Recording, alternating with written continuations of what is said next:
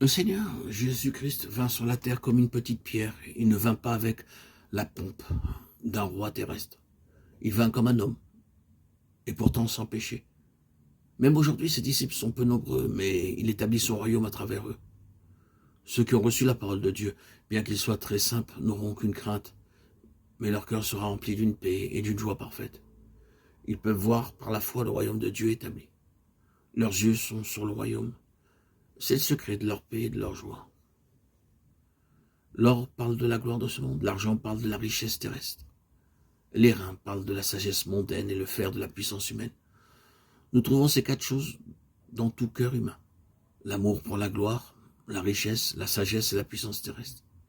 Mais aucune de ces choses ne durera pour l'éternité.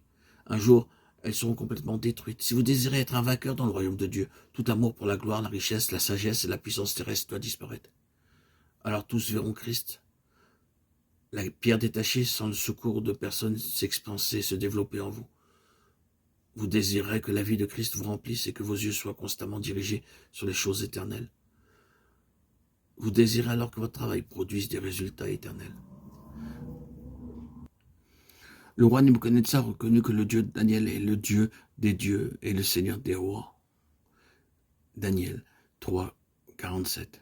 Il ne voulut pas accepter le Dieu vivant comme son Dieu. Dieu lui avait montré des choses merveilleuses, mais le roi n'avait pas tourné tout son cœur vers Dieu. Ainsi, le roi Nebuchadnezzar, dans sa cécité, fit faire une grande et haute statue, le représentant et demandant au peuple de l'adorer. Une statue faite d'or, d'argent, d'airain et de fer. Les trois jeunes hommes refusèrent. Ils étaient déterminés à ne pas se prosterner devant une statue, et ceci à tout prix. Dieu a toujours préparé quelques hommes à travers les âges pour vaincre et être ses collaborateurs. De tels hommes sont souvent peu nombreux. Mais lorsqu'ils ont été pleinement préparés, Dieu les utilise pour vaincre l'ennemi et confondre tous ses stratagèmes. Voici notre Dieu que nous servons peut nous délivrer de la fournaise ardente et il nous délivrera de ta main, ô roi. Daniel 3, 17. Après s'être trouvé dans la situation d'un homme, il s'est humilié lui-même. Philippiens 2, 8. Remarquez l'arrogance des paroles du roi Nebuchadnezzar. Quel est le Dieu qui vous délivrera de ma main? Verset 15.